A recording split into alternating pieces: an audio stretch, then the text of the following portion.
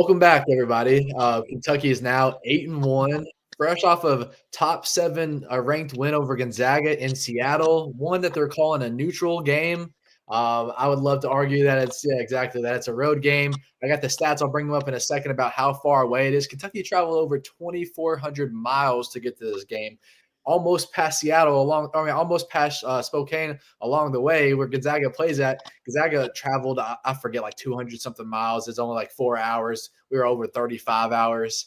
But for some reason, we're still getting credited for a neutral game, even though it's not at Gonzaga. I understand what they're saying, but I don't agree. Going to have to give me a little bit more explanation or give us some credit on that.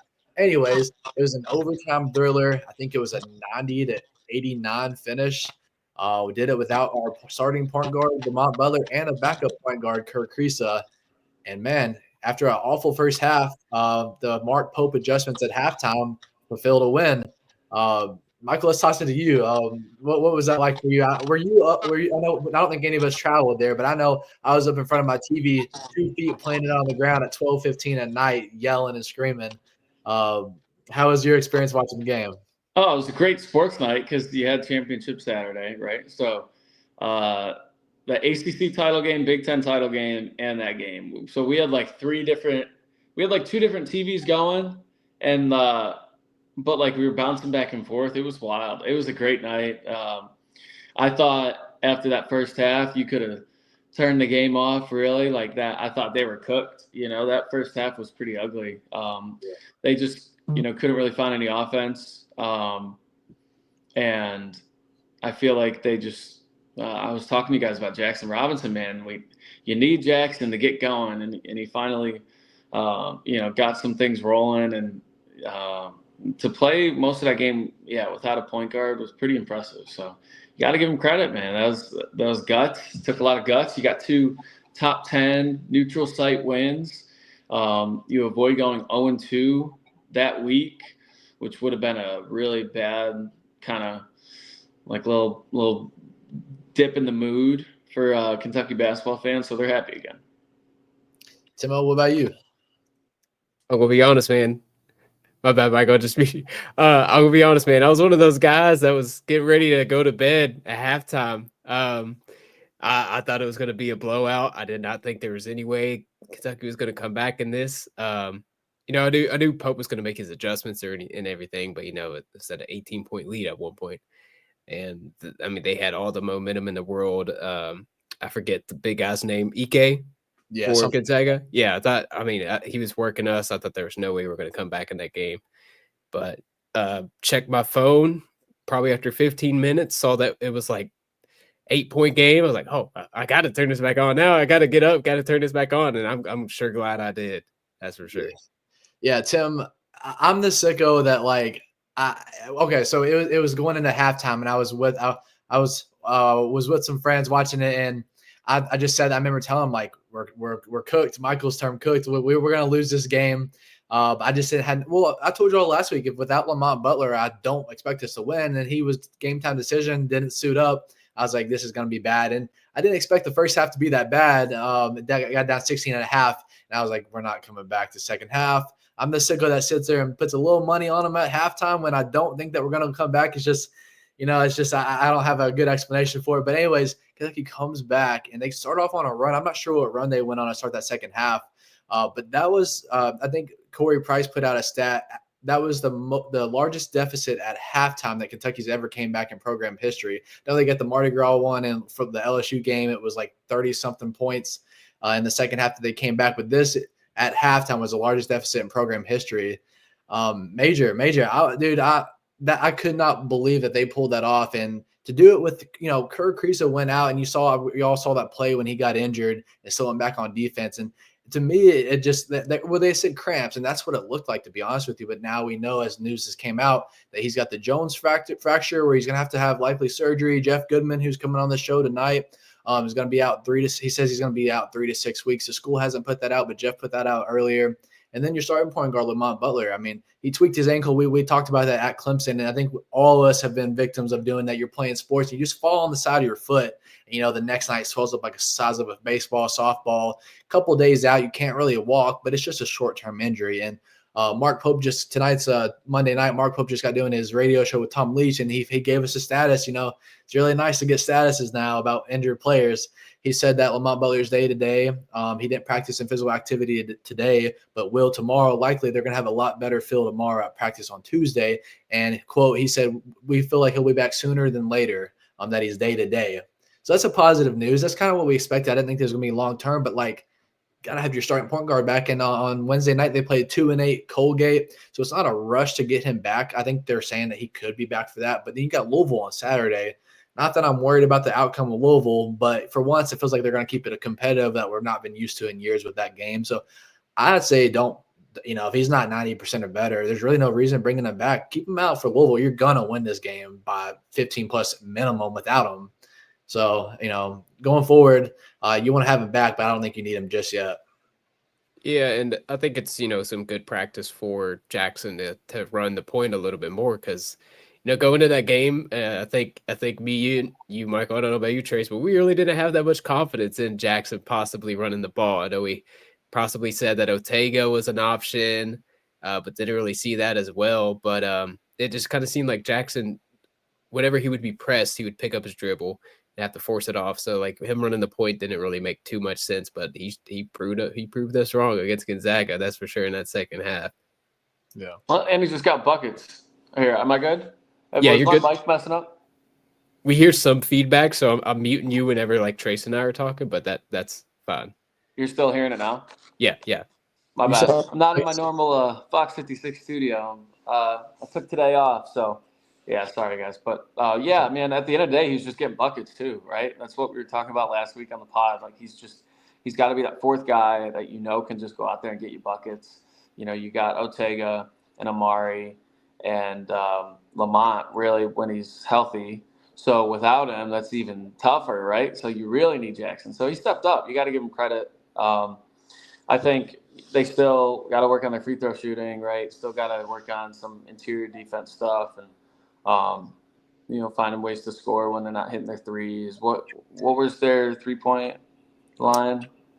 I got the stats right here. So Kentucky at the 3-pointer, they went 7 for 25. Is that our fourth game in a row with the 3-pointers not falling? That's starting to become a little issue. Yeah, I mean, but they found other ways. They got gritty. They played some defense. I think the run was 16-2, right? Wasn't that the run, or 16-4 maybe? But sounds like it. Really impressive run, and that's what happened in the Duke game. They kind of put on the clamps. Cooper Flagg was still getting buckets in the second half. Obviously, they put the clamps on him at the end of the game, but he was still getting buckets. But really, not a lot of guys were getting buckets. Kind of Knippel kind of struggled there late. So the defense was looking good, looking better than maybe they've looked at times. So that's something they got to rely on. And then I don't know.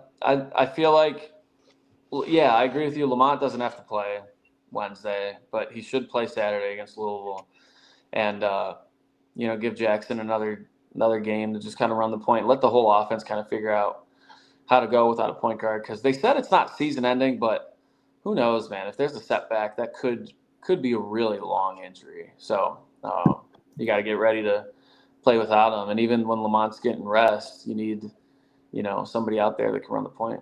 Yeah, I mean, one myself would argue that Lamont Butler, I mean, it's not a crazy thing to say, is you need him the most out of almost anybody on this team long term. If you want to do something in March, I know it needs to be Jackson Robinson, and maybe you can make a great argument for it, but I'm going to argue right now that Lamont Butler is the most valuable piece on this team that you need if you want to get what you want in March.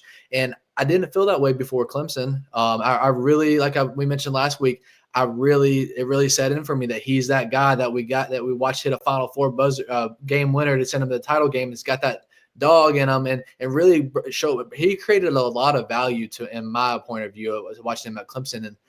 And I know it's kind of ironic that we still got the win without him, but I think that was just a lot of momentum. A lot of things were going in our favor, and halftime adjustments. Kentucky hit him with a 1-3-1 defense. Finally, Joby Hall begged for that for years, and we never got it. But I think one play, the game after he passed away, Joby Hall, and we played Tennessee at home. That was a great day to kind of honor Joby Hall. But other than that, it's finally great to see those halftime adjustments, the same as we saw at Duke. Halftime adjustments, and you saw 2 different ball games. I hate that we had to get down that far, but I think Mark Pope said something in his press conference of like, what we were doing was not working. We had to try something different. And thank you. That's all we're asking. Instead of seeing the same lingering stuff, let's make adjustments if it's not working. And they did. And it was 2 absolute different ball games. Phenomenal to see. And now in just 9 games as a Kentucky head coach, Mark Pope's got 2 top 10 wins under his belt. Neither of them came at Rupp Arena. No, that's a crazy stat. And the first coach to do that in that short of time at Kentucky was Adolph Rupp. The guy's name's on the building.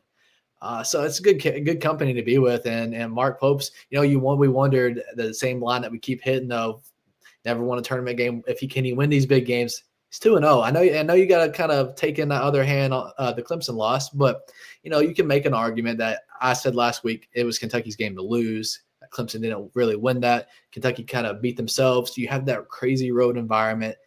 It's their first test. I mean, that's going to happen at some point. But, if we asked it, I think we kind of had the question of you have these 3 games, Clemson, Gonzaga, Duke. You win 2 of them, you feel pretty comfortable. But what if you win the 2 of the hardest?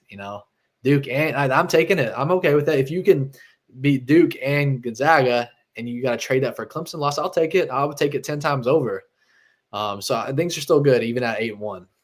Yeah, this is the second best possible outcome. Of course, the first being winning all 3, but this is definitely second best. While we're kind of on the topic still of this game and the halftime adjustments, I was looking at the box score itself before this, and they made that adjustment on the defensive end, kind of running that hybrid man to 1-3-1 zone.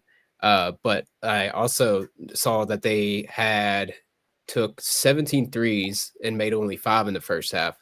And they reduced that down to 7 total threes in the second half and making only 2 of them. So, this team typically, they haven't been the past 4 games, but, they really prioritize that 3-point shooting. That's the primary form of their offense. But, we saw this game that they made that adjustment, forced it inside some more, drew some fouls, shot 15 of 15 on the free throw line up until they missed their last 3 most important free throws, but that's all right.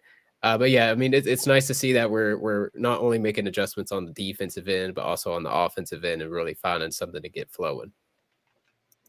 Yeah. Andrew Carr looking good too. Making some big plays in the second half. We talked about big plays in that Duke game. He didn't do a ton in the Clemson loss, so he's another X factor for sure. Yeah, Andrew Carr, like you just said, in Clemson, I'm not to go in off bets and stuff, but like he was not a factor in Clemson. That was one of his worst games of the year. At Duke, he's been a liability on defense, but against Duke, that offensive run he had in the second half, all those and ones, it fueled the team, and he did the same thing against Gonzaga. I mean, I hate that he didn't show up against Clemson, but he showed up when it mattered. And again, we're still getting wrecked with our physicality on defense, just in the paint specifically, protecting the rim. That's a big concern. We ain't fixed that yet. We've got a long season, but that's got to get addressed really soon. But thankfully, in this round that we didn't have in Clemson was the offense from Andrew Carr.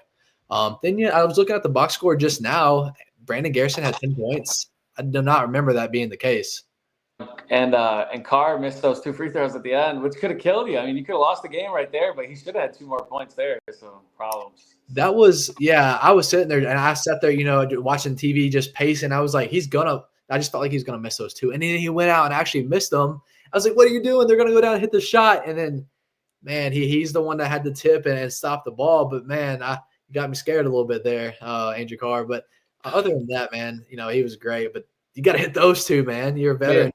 Broadcasters always jinx. Of course, I'm glad Kentucky pulled this up. But, they're sitting there talking all along about how Gonzaga is 175-0 when it comes to leading more than double digits at the half. And then how it was before we had missed our last 3, so we were 15 of 15, and they were talking about how perfect we were from the free throw line that night.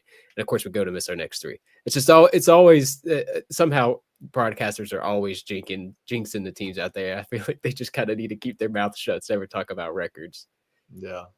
Yeah, and then I was looking at kind of before the AP poll came out today. I was trying to get my thoughts ready of where I thought we were going to be ranked. Looking at before I put that out this morning and they announced it. looking at kind of all the other blue bloods, and I'm gonna include UConn. Not everybody has to agree, but I'm gonna include them right now. They've won 5 titles in the last 25 years. For sure. They've made their case. But Duke currently has 2 losses. Kansas has 2 losses. UConn has 3, and North Carolina has 4. Kentucky's got 1, man.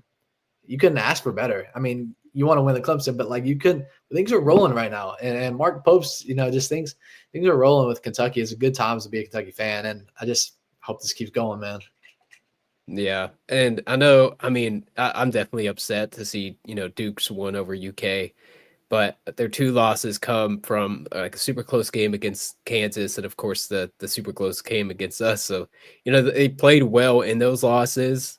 It's still. I would still, put Kentucky over them, but we're pretty close with them. But still, I think we get that 1 up on them just from beating them.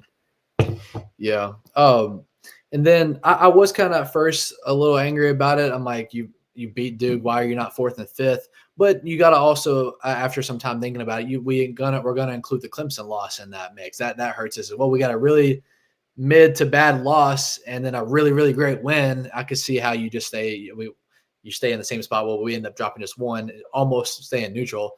So after some time thinking about it, I was okay with it. Yeah. And I'm actually kind of glad to see Clemson is ranked. They're 16th, kind of hoping they build their way up to be top 10 so that loss doesn't look as bad on us later down the road. Yeah, and I don't really care, about the poll. There are like a million teams lost, right? Like 6 to the top 10, right? So it made sense. Kansas lose twice, right? So court storm twice. That's a heck of a week. So, yeah, the poll, it is what it is. But I just want to see this team playing some more big games, and they're going to get it in conference play, obviously. 9 teams, 9 SEC teams in the top 25. So they should have no problems this week. I don't know. I don't know if Louisville's going to, be able to have a chance in this game at Rupp because these guys just light it up at Rupp. So I foresee that being a pretty comfortable UK win. And then outside of that, you got Ohio State. That's going to be a win, right? Probably. So they're looking pretty good going into SEC play. Yeah, they got Bradshaw back now, so we get to see the former Cat up there when we're up there. No point shaving? Hey, I still don't know what happened with that, so I'm not going to speak on it. Hey, one more thing real quickly on that. Most of the time, AP polls are meaningless. It's just something to get people riled up to keep the things going. But there is one little nugget that came out of it today. Shirley Donovan put out a stat. It says over the last 20 years, the last 20 NCAA champions in college basketball have all been ranked for the Week 6 AP poll. History tells us if you're not ranked in that Week 6 AP poll, you're not winning a title. It's happened 20 years in a row, at least. And so now with this, we've got Tennessee, Auburn, Iowa State, Duke, Kentucky, Marquette, Alabama, Gonzaga, Florida, Kansas, Purdue, not Arkansas, and Oregon. So, Kentucky's on that list too. That's where you want to be. You don't want to be the other schools off it. None of y'all caught me saying Arkansas wasn't on there. Didn't get any applause for that. But I don't know. If you're going to get any value out of the AP poll, there you go. But other than that, it is meaningless. Yeah, there's no real way to tell, but just superstition and, trends that are a little far-fetched. But, yeah, if it instills any sort of confidence in this fan base, then so be it. Yeah. Michael, I like your Christmas tree back there. Looking good. I got a Buffalo Trace. Oh, yeah. That's a recent addition right here. I can't see it. Can you not see it? Oh, yeah. Oh, yeah. Nice. Sorry, I'm like my phone's glitching, but yeah, you see it? Looking good. Yeah. So you're gonna pop that open come New Year or like day after Christmas? Of course, I got to get my Michigan State. There we go. Go green, baby. Michael, I absolutely love the colored lights. I've always had an opinion of the colored lights are so much better than the traditional white light. Oh man, absolutely. People will do like blue Christmas, red Christmas, white Christmas, like have color themes and everything. Just go with the variety, man. That's what gives it that gingerbread house vibe. Childhood nostalgic. I'm multicolored lights all day. Yeah, I love the sorry, it keeps buzzing. My phone keeps buzzing. But yeah, I hadn't really gotten into Christmas spirit yet. Been busy with the football, basketball overlap. You know, the UK football finally ended, and then high school football just ended this past weekend. Sayre got the state title. Franklin County lost, which was tough, but it was busy. So like I hadn't really gotten into Christmas spirit at all. But now this weekend I was able to relax a little bit and put the tree up. So you guys got your trees up or no? Yep. We got ours up this past week. I was gonna say also like the little mini hoop you got on there at the front door. Like if you see our living room, you know, my fiance is the one who's responsible for most of the decorations, but we have vaulted ceilings, so I put up one little mini hoop on the wall, and it's like 8 foot tall, and it's pretty fun to mess around with every now and then. For sure. Hey, Yeah, I got some old signs like from March Okay. Madness. oh, Media nice. media refreshment. I don't know if I got some bourbon over here. Nice. Little Maker's Mark. So I'm just giving you guys the tour here. Uh, but yeah, I'm used to being in the Fox conference room because I'm working all the dang time. But um, So, yeah, the Metropolitan on Tate's Creek. It's a good spot. If you want to, anyone out there looking for a place to live, let me know. I'll refer you. Get a $500 off my rent. Would love that for a month. So let's hey, go. nice. Might be able to be neighbors with the Michael Epps as well. You know, Hey, so it had me think. I was asking somebody this the other day. Do you all have? I'll tell you mine and give you an example. But do you all have? I want you to think about any Christmas traditions that really you're confident only you or your family did that other people didn't that you really found value in. So I'll tell you what mine to get you thinking. Growing up, this is a true story. My Christmas tree, my parents were together until I got to middle school. The Christmas tree was always the ornaments were toys. Like you think you like a Happy Meal toy, a little Hot Wheels, a little action figure, all these little toys that I would collect. I was big on the toys when I was a child, and we would drill a hole in them and hang them up as ornaments. And the tree was covered in Disney, Nickelodeon, all these shows. And then the topper was off of Toy Story, Woody. It was my Woody, and I thought everybody did that, and I thought we had the coolest tree, but I thought everybody had the same thing. And then when I got old enough to start going to friends' house and other places, I'm like, why doesn't everybody have toys on the tree? They just have these traditional ornaments. And I was like, these people are so weird. And then I realized I was the weird one. But it's one of the things that my mom's done since I was little, and I'm going to do with my children. And it's really cool as a child. It's like every toy you could dream of all the shows and movies. And that was our weird, but in my opinion, really, really cool tradition that I don't think anybody else did. I don't think we have too much of like a tradition that's out there. You know, there's a few little things that we'll do. My family has always like recorded things. We have these family movies, we call them, on DVD that we'll always throw on the TV and kind of have played in the background while we open presents. But I like to think that that's where my interest in cameras and everything stemmed from, was just, you know, always being around them, I guess, and watching those films and tapes and everything growing up. But that, and I mean, you know, as everybody's become 21 now, of course, we have mimosas and cinnamon rolls, and then Ooh. uh, yeah, so I mean that's really just kind of a few of the little traditions that we got going on. Not anything out there. The family mimosa morning, that's got to be electric. I'm a fan of that. Any arguments come from that? Any like that family like your sister-in-law or aunt, and any arguments started with some mimosas in them? No, not yet, not yet. That's funny. No, I would go out to New York growing up. My grandmother living out there, we would spend Christmas out there. But now we just home. Nothing much really. I think growing up, we always read the night before Christmas together as a family. That was great. But the Christmas tree, I don't know. We definitely have like unique ornaments. So I don't know if I could go as far as you, Trace, of like specific toys, but like my parents got me like a Anchorman ornament when I was like probably like freshman year of high school or whatever, when I like first started to want to get into like sports TV. So that was cool, and just like Hot Wheels on the Christmas tree. So I can see where you're coming from. You're not weird there. Hot Wheels is great. Yeah. But yeah, kind of reflect. It's easy to get off track with these things. Christmas, I can't believe it's how many days today is the 9th. So we're 20, how many days is that? 13, 15 days away, 16 days away. Do some math. I wasn't a math major. So Christmas is almost here. Got the New York trip coming up. Going to watch Ohio State. Excited about that.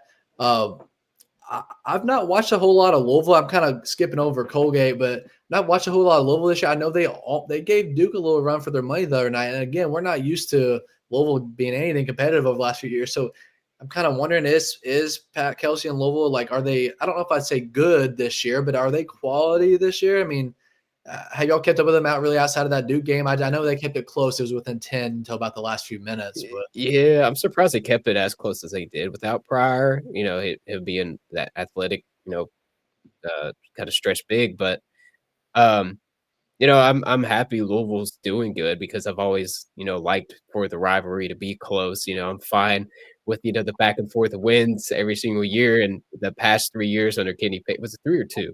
3. two.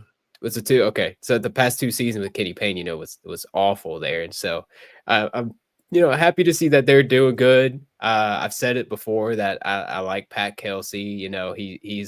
He's very enthusiastic. I love seeing that he's like out there on campus asking students, trying to get them fired up for the games. You can tell he really cares about the program and his job.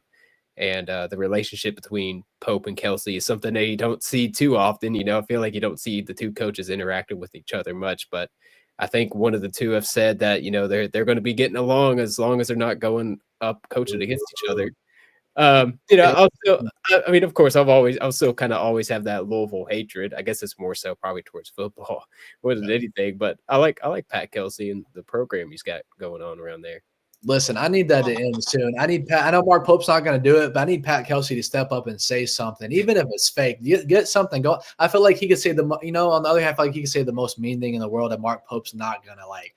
He's just having a bad day or something like. But man, I miss the days that coaches were flipping us off, and you hated this other team, and it was just quite the atmosphere. But I think we are a little away from that now. These coaches are too nice. Yeah, I don't know. First year for both too, so they don't want to ruffle too many feathers. They gotta, get their feet under them. But I mean, Louisville's good. You get that big win over Indiana Thanksgiving week. It's kind of like, all right, you've arrived. Fan base pumped up. So I feel like there hasn't been a ton of prep and like build up for this game yet because the Cats were getting ready for Gonzaga. So now this week, a lot of build up for the game. I'm sure Louisville fans are pumped, but I don't know if I see them coming in to Rupp and getting this win. I feel like the Cats just have too much talent and they play too well so far at home, but all these home games have been, to cupcakes. So this will be the first like test at home. So we'll see how they do, but I feel like the Cats are good at them. Yeah. Kind of reflecting back one last trip with Kentucky of like their weaknesses and what we saw, our takeaways from the game is I think without, I've been wanting to see that guy that gets to the rim when the threes aren't falling. We saw that with Lamont Butler at Clemson, but now it still kind of blows my mind of how they pulled that win out because without Butler and Kirk Kriisa, that should be a guaranteed loss. But like you like kind of swinging this back, like you mentioned earlier, Jackson Robinson was great down the stretch. Otega Owe again, phenomenal. I would argue he's the most. How do I word this? I think I don't know. Earlier we said Lamont Butler, you need him the most, but like in terms of most talented and guy that's draft stocks improved the most, Otega Owe has been phenomenal. I mean, I just predict him to be the MVP every single week, and he's proven us right plenty of times. I'm really impressed with Otega Owe. Yeah, he's the most complete player, and he's the most assertive.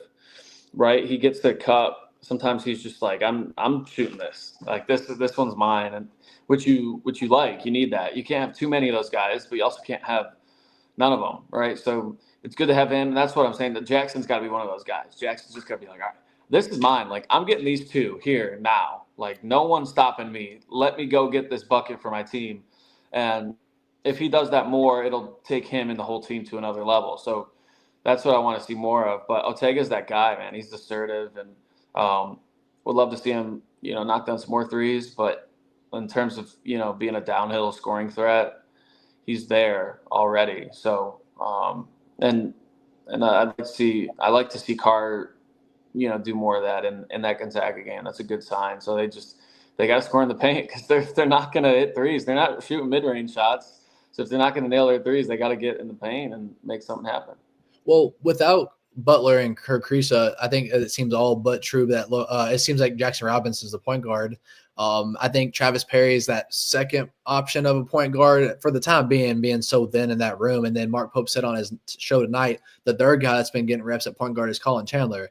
I know that's a big drop off from Butler to Chandler, but let's assume going forward Jackson Robinson's a point guard. I'm okay with it. I hope that makes him become. You almost have to become more aggressive. I know I felt like he hasn't been that guy because he's almost not as aggressive out to go get it. I feel like he can do it, but he almost got to have the momentum or something. I wish he'd just go out and take it. And I think if you're point guard, you got to be forced to do that. Now you don't have a whole lot of choice.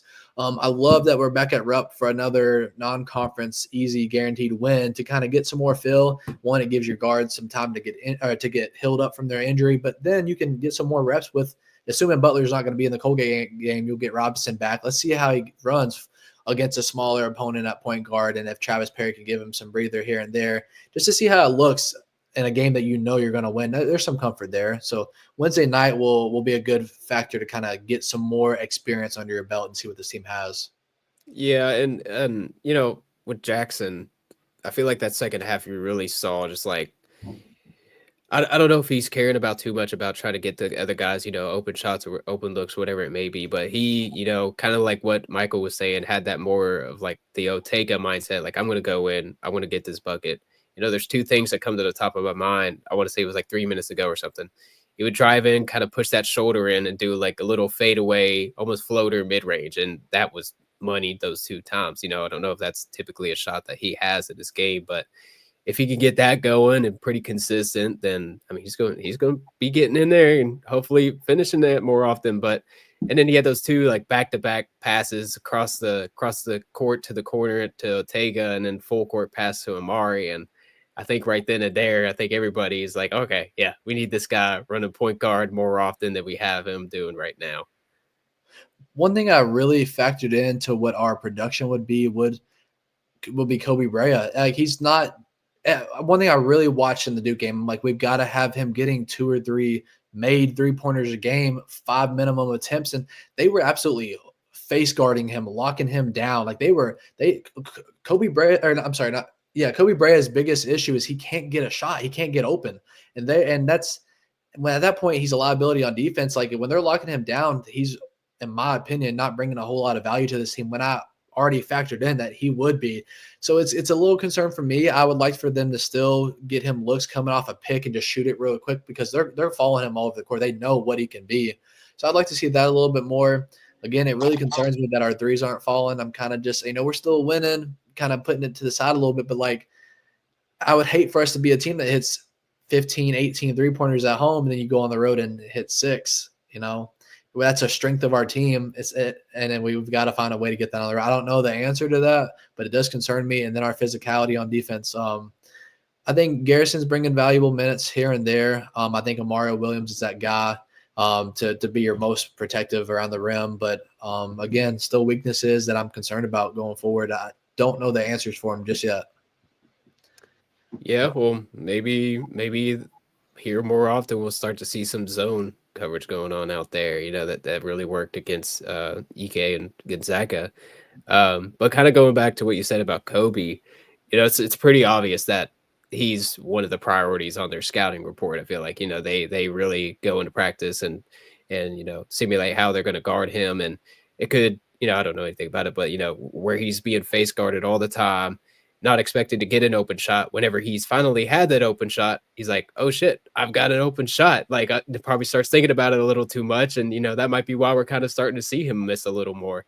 And I know he was shooting like an outrageous 68% or whatever at the beginning of the season. And there was no way he was going to keep that up for the whole season. So we're going to see that come down a little bit, but he definitely needs to try to get out there and hit more of those open shots because we're not really seeing those start falling at all. Yeah. That 1-3-1 defense that we put out there, Gonzaga scored 50 at halftime, 50 in the first 20 minutes. They scored, I think it was 15 points in the first 13 minutes of the second half. Like, absolutely, it worked. But the stats show you they scored 50 and then 13 in that short of time. It was. I hope we stick with it in those situations. I know we've got it in our playbook now to roll out there. So that's I'm glad we got to see it and it worked. But yeah, I mean, that's about as, unless Michael, you got more to add on it. That's as much as, to kind of recap on the Gonzaga win. It's a big deal. It's a very big deal. That will be when you're looking at your seeding come March and they're showing that your notable wins, that and Duke obviously are going to be on there, but you can make the argument that the Gonzaga one was more impressive. I mean, especially when you factor in the halftime comeback without your 2 point guards. It's a home game for them. You're in Seattle, man. You won't convince me otherwise. And a lot of things that I had to take in my perceptive of it today is like you just think, oh, it's a cross country, and you just don't really take into what that really means. But I sat there and got on a map today on my phone and zoomed out, and like when you sit there and think about how actually far that is across the country, far away you are from your home and your fan base, and you still win that. It's super impressive. Big time win. That's all. I mean, that's all I can say about it, man. Keep going out there and doing that. And as we mentioned earlier in this, we're going to have Jeff Goodman in the next segment. So he'll be on here in just a minute. So we'll get his thoughts on the game. The national media are really praising Kentucky right now. And it's really cool to get his perspective that we're going to have coming up because they knew Mark Pope really, really well. They interviewed him this summer before Kentucky was even an option for him about with BYU and their success. So they're going to have some great takes on Mark Pope, his personality. They've had him on his podcast already this season. I'm excited to hear what he has to say. And I know Goodman has a good relationship with Kerr Kreese as well. So might be able to get a little bit more insight, see if he's learned anything else about Kerr and his injury. Yeah. Michael, you got anything else to add before you hit the night on the town? Man, no town. We got Bengals on Monday Night Football. I guess I got to tap in with them. But they're cooked. So, I've got I think Colby's doing the Colgate game, and then I'll be at the Louisville game. So awesome. I'll see you boys there. Yes, sir. Well, we'll wrap this one up, and we'll segue into our part 2. But for right now, that's all from us. Michael, Tim, I appreciate you guys. We'll see y'all later. Welcome back, guys, to the second part of our Cats Coverage Basketball podcast. Me, Michael, and our producer, Tim, just gave all of our thoughts on Kentucky, Gonzaga, Kentucky, Clemson, what's coming with Kentucky and Louisville. And now we've been joined by, thankfully, Jeff Goodman, co-founder of the Field of 68, formerly with ESPN, college basketball 24 hours of the day. Jeff, thanks for joining, man. How are you?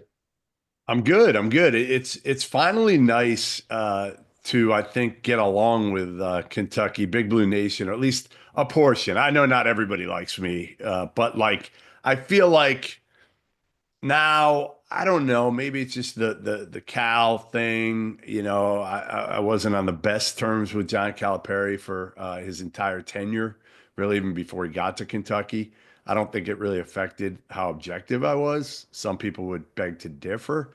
But obviously I've got a good relationship with Mark Pope and their staff and some of the players there. So I always had a good relationship with most of the players actually at Kentucky. My relationship with Cal never affected my relationship with, I don't think, any of the players. Yeah. I'm glad that you bring that up because that's one of the questions I wanted to ask you is I remember you all interviewing Mark Pope. I think it was a couple of weeks before the Kentucky thing even became a thing. And you all had him, I think, reflecting on his season at BYU and the success. Can share as much as you want. Can you talk about your just personal relationship with him? I'm sure you've known him for all these years before Kentucky was even in the vision there.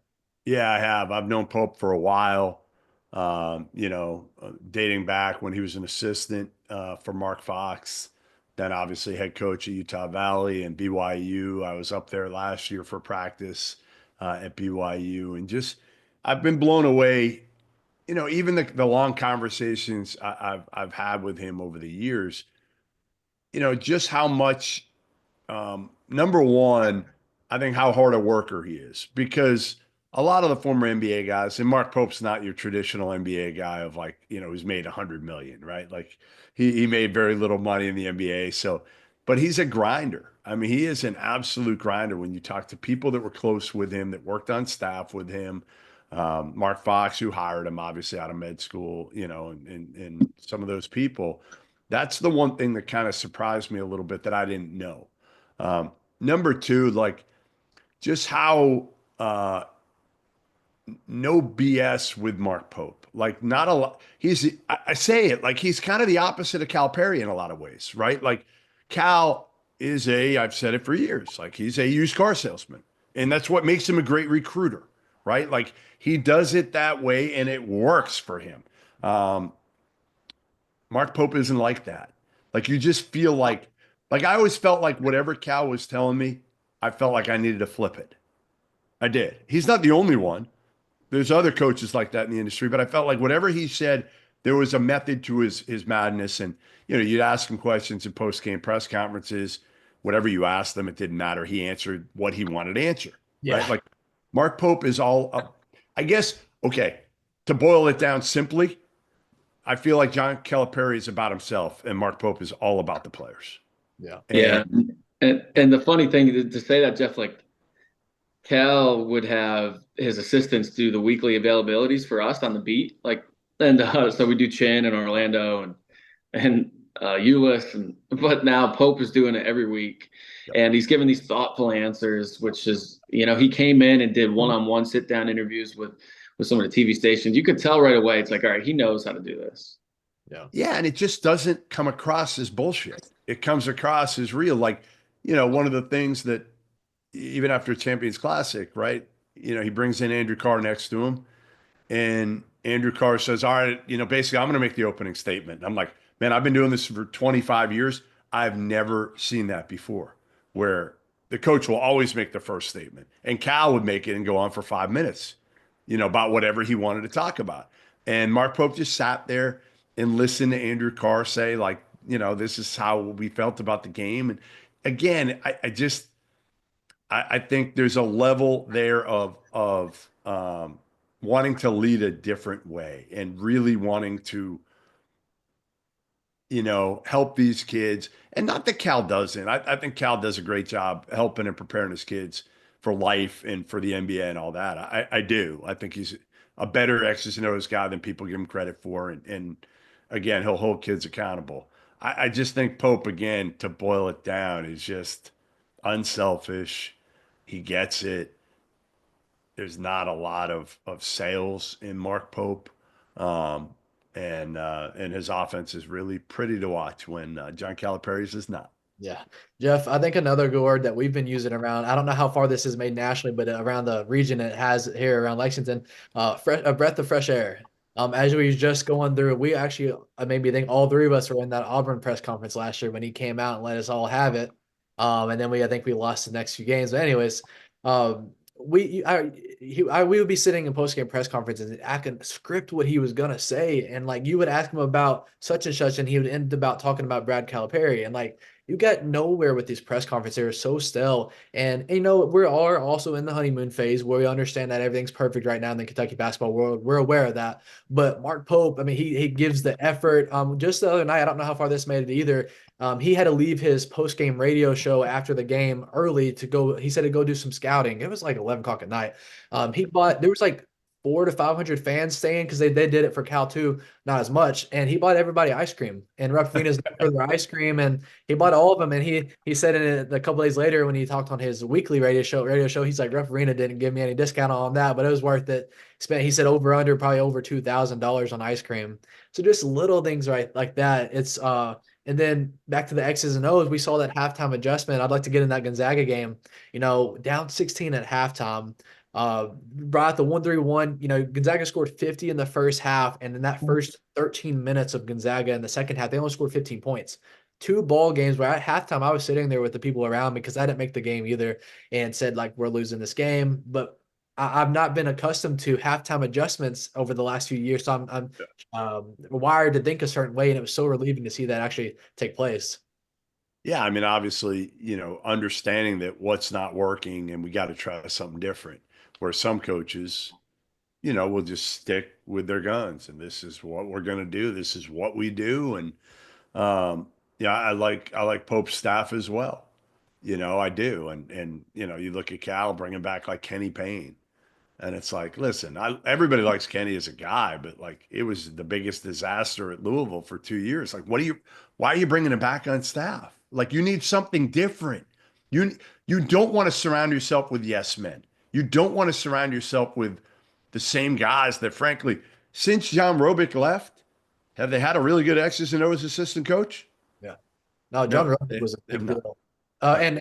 And Welsh was too. Yeah. Him leaving this summer and Orlando leaving this summer were very big tellers there. Yeah, I just think, Pope, there's not that ego. There's not that ego to say, hey, you know what? I suck tonight. Like, I think he's very self-aware, where I think Cal was at one point, but I think he lost that. I think he lost his self-awareness and was too far removed from, honestly, the people of Lexington. Like, maybe some of the big money people he was still talking to, but like people didn't see him out anymore. No. They saw him out those first, 5, 10 years. He loved it. He loved the adulation, everything like that. The last 5, he didn't want to go out anymore. And I think he realized, talking to somebody close to him coming out of the pandemic, he realized too, like, maybe I don't have to work that hard anymore, with the pandemic and doing these Zooms and everything like that. And he's not alone in this. He's Yeah. not alone. There are other coaches that kind of change and have gotten older and don't have the same drive. Mark Pope again was at, Utah Valley and then BYU for a few years. This is home for him. This is an opportunity of a lifetime. You could see it, and he feels an obligation to Big Blue Nation. Yeah. Like Cal didn't feel an obligation. Like he wanted to win a championship. He knew he could recruit anybody in the country to Kentucky, but it wasn't like he felt this pressure and an obligation because he's one of them. And Yeah. that's what Mark Pope is, and that's what the connection is both ways ultimately. I think we saw, and Michael, jump in here any second you want, but we saw there was an article that put out this summer. Cal apparently told a recruit that, we're just moving shop to Arkansas. It's Cal, almost like Cal University. And I think he understood that Kentucky was the brand, but like after so many years, he got in that throne and got comfortable and didn't have to work as hard. And I think, Mark Pope's been centered around this year of Kentucky's team. That's what they've been calling it, all about the front of your jersey, just a total turnaround. And as a Kentucky fan, I've been born here. I've lived here all my life. You feel like you got your program back. And again, I grew up with Cal. He was my hero at one point in time when I was a child. I don't Sure. hate the guy, but I remember in 2021 leaving a game at Rupp, and I was telling another guy in media, I was like, I hate to say this because he's our coach. I truly feel like the game's passed Cal by. He's not adjusting to the current times. And I don't know what your thoughts are on that, but I really do feel like the game's passed him by, and I don't see any success but another first round exit for him again. And I hate that because at one point in time I really cared about the guy when I was a child. I mean, listen, he was so good again for a 10-year stretch. I mean, you look at what he did following, bully Clyde Gillespie, and he saved you guys. He did. I mean, he didn't just save you guys. I mean, everything was about John Calipari in Kentucky or Duke and Mike Krzyzewski for a decade. And yeah, I don't think he's adjusted well to not even the new climate. It's more of, again, adapting on the court for him. Like off the court, he's still going to get good enough players. Although I'm not sure they evaluate like they used to. I think part of the deal was obviously you had these elite players years ago that, they could handpick for a while, right? I mean, after you brought John Wall and DeMarcus Cousins and some of those guys over, you got momentum, and then you were able to handpick, and eventually Duke kind of fought you and won some battles, but it was 1A and 1B. And now I think with NIL, it's different, right? I mean, it's different. You're gonna, AJ DeMonsa is, and I don't know when we're running this, but he's making his decision here. And he's going to choose between, BYU and Alabama. I mean, think about that, guys. Think about the fact that, like, yeah, Duke's not involved, Kentucky's not involved, Arkansas is not involved for these kids, and a lot of them are that way right now because, frankly, NIL is everything. And Cal's got NIL. Like, listen, and Pope has NIL, not as much as Cal, but it's getting the right kids. It's getting the right kids right now, especially when you're in the portal as much as you are, finding the kids that are, that are going to be in for the right reasons, right? I mean, you look at Reed Shepherd, what he was like last year. I mean, like Reed Shepherd was all in for the right reasons. We know that. Like, didn't matter if he made $1. or $1 million. He was going to play the exact same way. Is that the case now?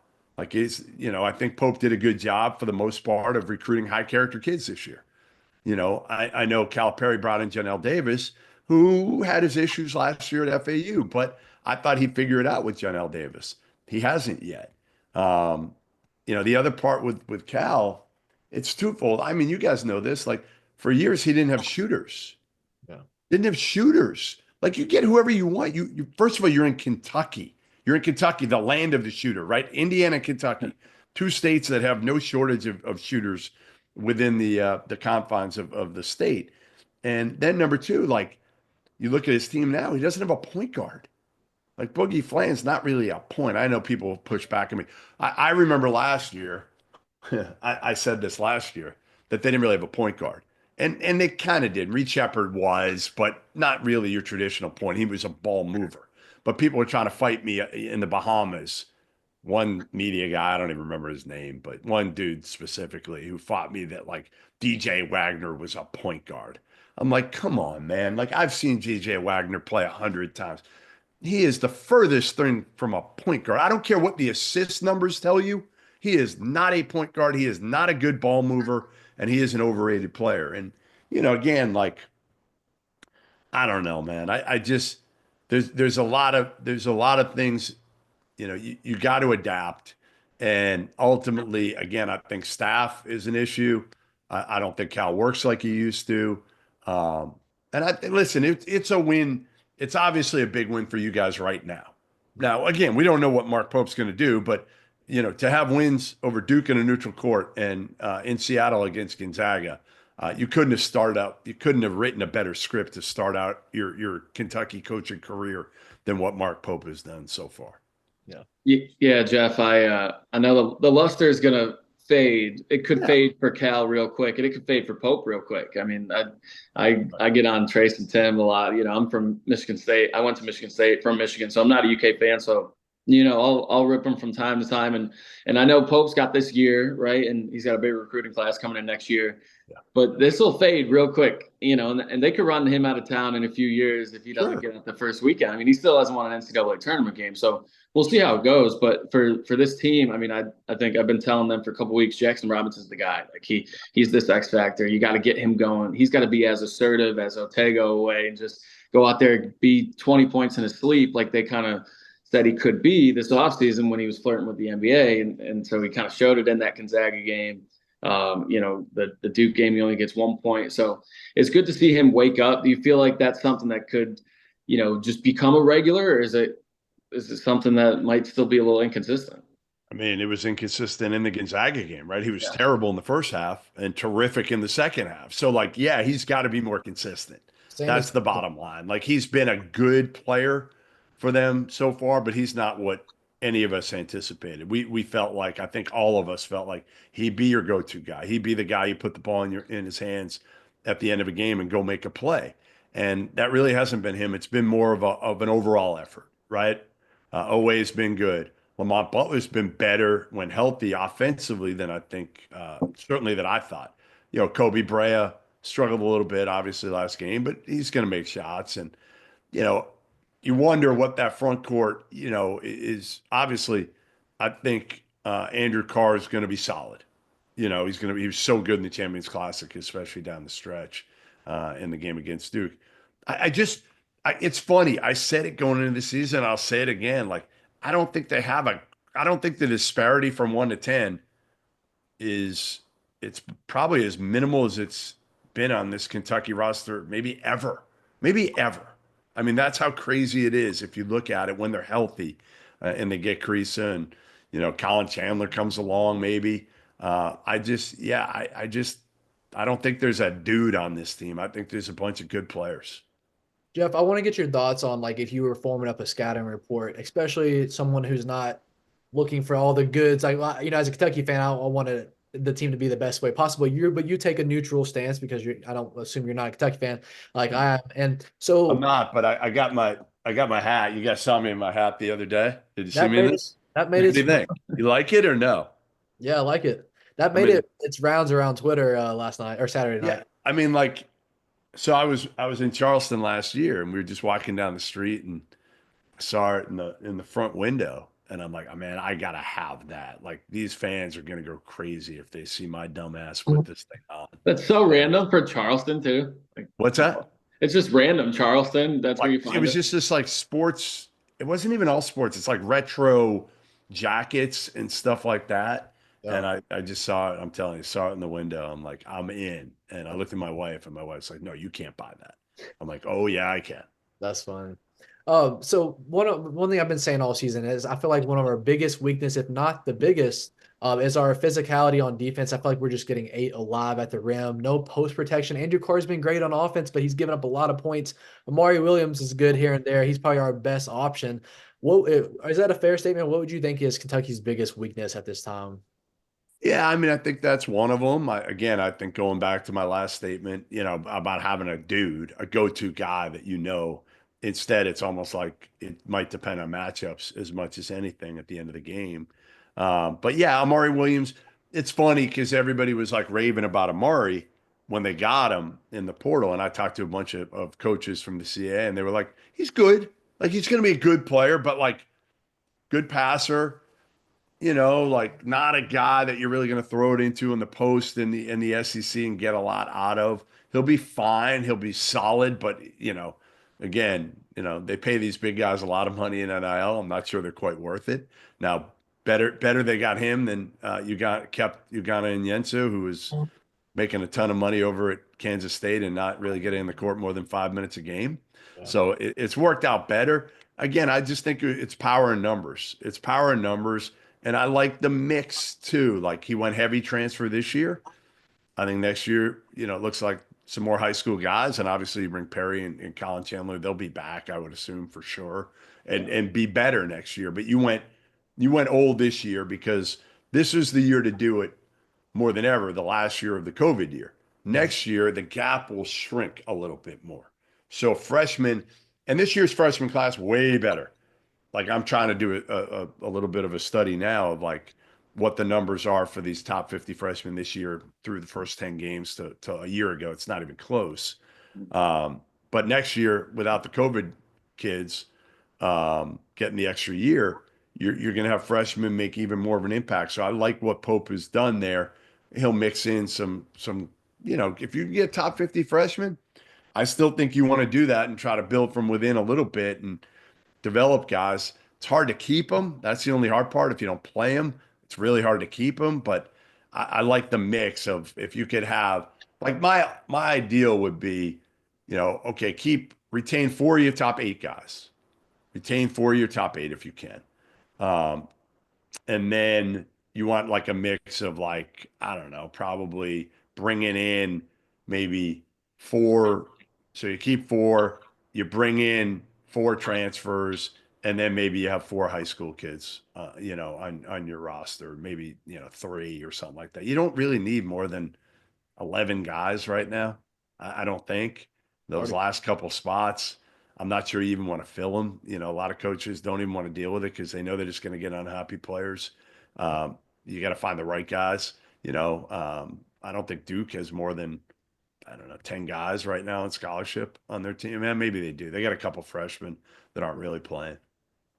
Yeah, what would you say is also on the kind of flip side of things? What's been the biggest surprise for you with this Kentucky team? If an individual player or just overall, I mean, could you have seen them knocking out Duke and Gonzaga? I don't think I would have predicted it. And I'm No, hell biggest, no. yeah. What would be your biggest surprise? Yeah, I mean it's winning both those games, coming back against Gonzaga, a team that again returned the majority of its team, and that's why they've come out of the gates as well as they did. The good thing is there's just not a dominant team this year, and we say it kind of every year. Even a couple of years ago, we said it, and then UConn became a dominant team, and last year UConn was a dominant team again, kind of became it quicker. I just don't see it this year. Now maybe somebody will emerge, maybe Alabama. Chris Youngblood's coming back here in the next week or so, probably against Creighton Saturday, and he'll give him a huge lift. I think Alabama has probably the most depth and talent combined, maybe of anybody. Duke can get there, but that's the beauty this year is like to me, if you've good chemistry, You've depth. You can withstand an injury like Kirk Reese going down here for the next month or so. I think Lamont Butler's been a pleasant surprise for me offensively. I think that's another one that to me again. And I love Ortega. I saw him in AU. I think he's an MFer. I love that pickup. That pickup was terrific. I was just worried about Lamont Butler and whether he was going to be a liability in the offensive end, and he has not been that yet.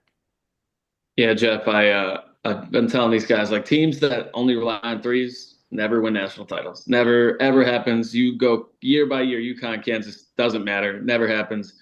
And so this, all these games at Rupp where they're just hitting all these threes, like it's great, but then you look at the Duke game, they're not hitting their threes, down double digits in the second half. They get inside, right? Get in the paint, you get some M1s with Carr and Butler and Amari finally gets like a touch around the rim, which, he misses at times. He doesn't have a great touch, but maybe it'll come. So it seems like that's what they're going to have to do if they're not hitting their threes. And we kind of saw it in the Gonzaga game too. But they didn't do it in the Clemson game, right? They're not hitting their threes. They couldn't get inside and you lose that game. So I just wonder, the threes are so much fun, but you just can't rely on it in March and certainly not in SEC play where this conference is so tough. So I wonder what it's going to look like if this continues, right? If they still can't get over the hump of like 10 plus made threes a game, which is what they want if they want to shoot 30, right? So it's kind of difficult to judge so far. Yeah, and again, Bray is their one guy that's like an elite shooter. They've got other good shooters, but I'm not sure they have another elite shooter. So, and I'm gonna flip this in you. I don't know if you guys talked about this already, but it's funny because before the season, if I had said to you guys, and you probably did it, but what would be a good year for Mark Pope? What would Big Blue Nation, what would fans, and I know you, Mike, you're not a Kentucky guy, so to speak, but you follow the program enough. If I said to you, they finished fourth in the SEC and won a tournament game, got out of the first round. Two, okay, get out of the first weekend. You got to get out of the first weekend. It's a hump that these fans are so ticked off about, and it's like I come in here to start covering this team, and this is my fourth season, and I'm like, could you imagine if like me telling me coming in here in October 2021 with that tie Oscar Tshiebwe team that the next 3 years you're not even gonna get out the first weekend to covering? I'm like stunned. So I feel like that's mandatory, and in year two.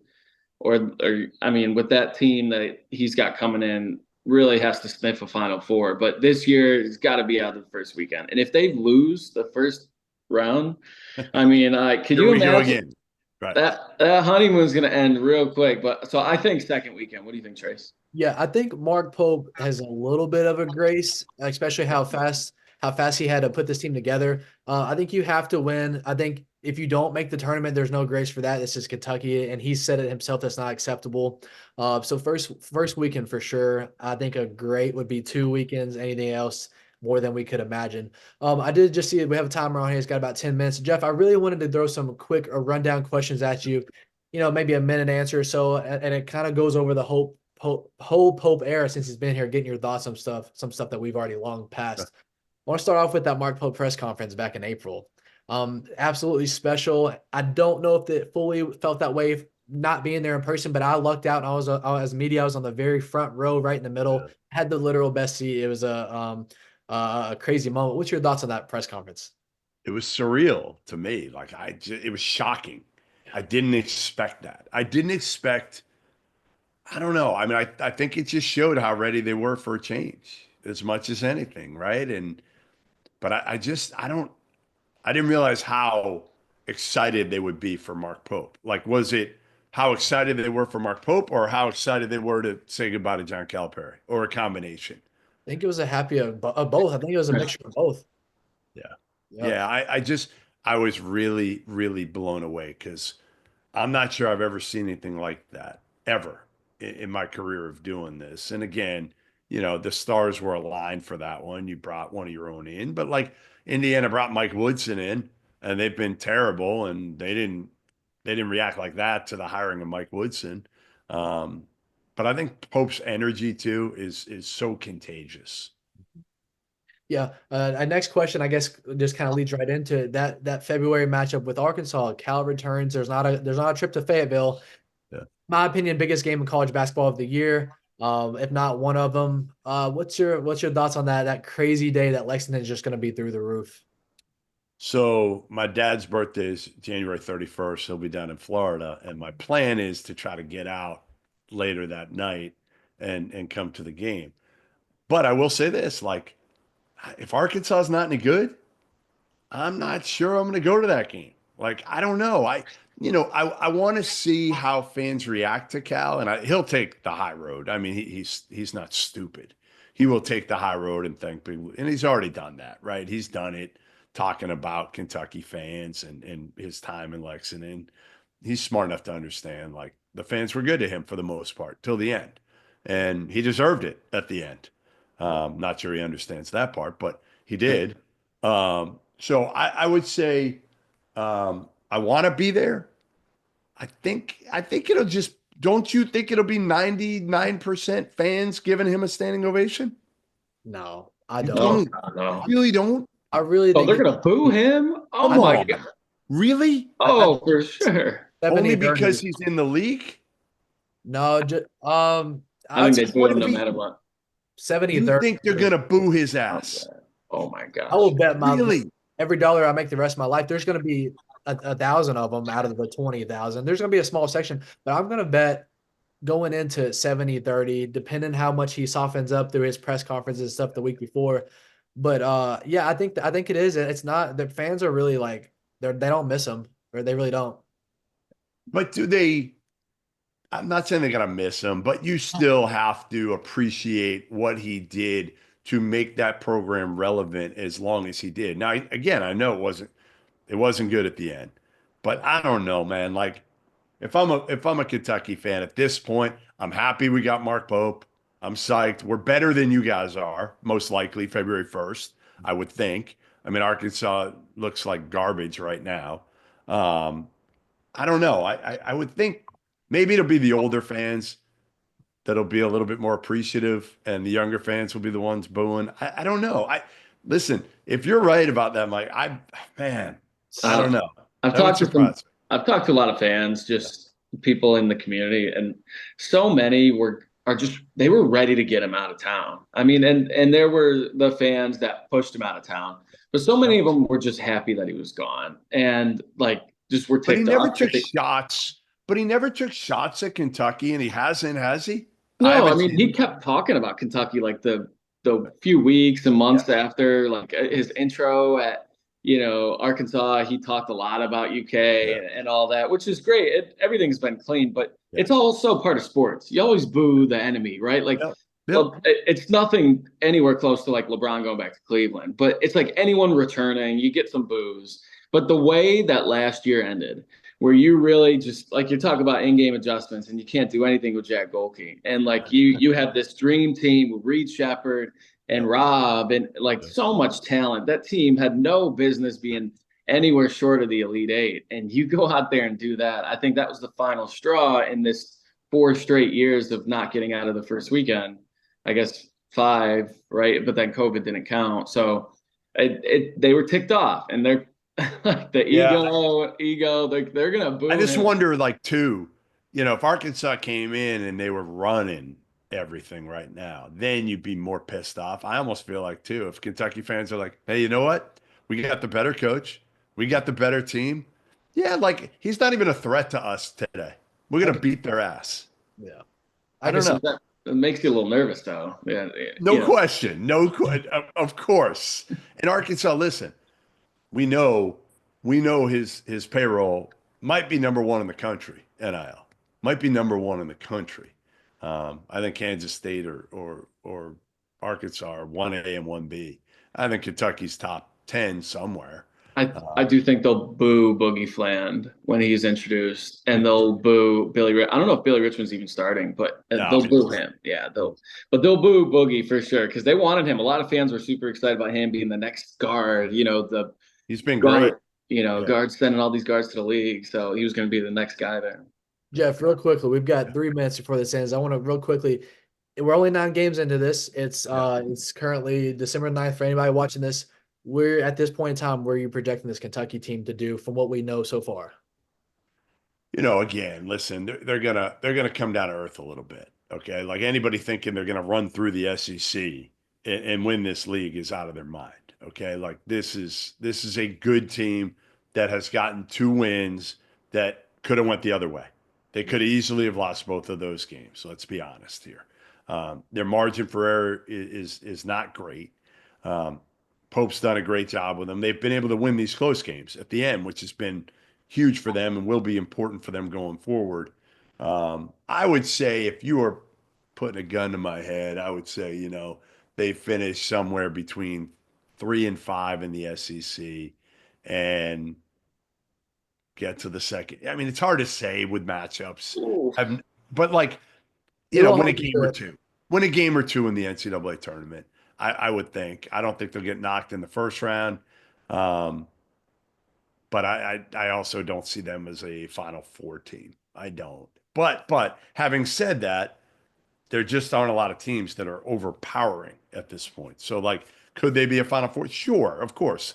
I mean, there's going to be a team that's in the Final Four, guaranteed. That's this year is one of those completely unexpected, maybe an FAU type team, just because, like I said earlier, there's no dominant team this year. So a lot of it's going to depend on health and matchups. The good thing is they have depth. They have a lot of depth. They can withstand injuries at almost every position, where there's a lot of teams that can't.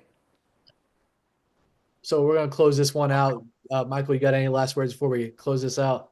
I think that's it. Just find other ways to score. The relying on threes isn't going to work, and it looks so much fun against Wright State and Bucknell, but that you can't do that in March. So I want to see those first couple weeks in the SEC. They got Florida right away, who's really good. I mean, Clayton and they came in the rut last year and won. So Hey, I think Mike, here's my question: would you rather have Mark Pope's offense jacking threes, or would you rather watch Tom Izzo's offense where he doesn't even shoot threes? God, the Jay Makins and Brick and Shot. They got some guys. They got Richardson, but yeah, that offense is painful. It's painful. But they had a good week last week. Probably It's a the little archaic. Wouldn't you two admit? worst teams in the conference. But Yeah, he likes shooting contested twos. We Tom got Izzo. about. I'm so sorry to cut you off. We've got about 20 seconds. This thing's gonna end. Jeff, thanks for hopping on. We appreciate y'all. Thanks for having us with the Field of 68 for another season. We'll have to have Love you guys. We'll have you back again sometime. So I appreciate you. thanks a You lot, got it. Jeff. See you Thanks, guys. guys.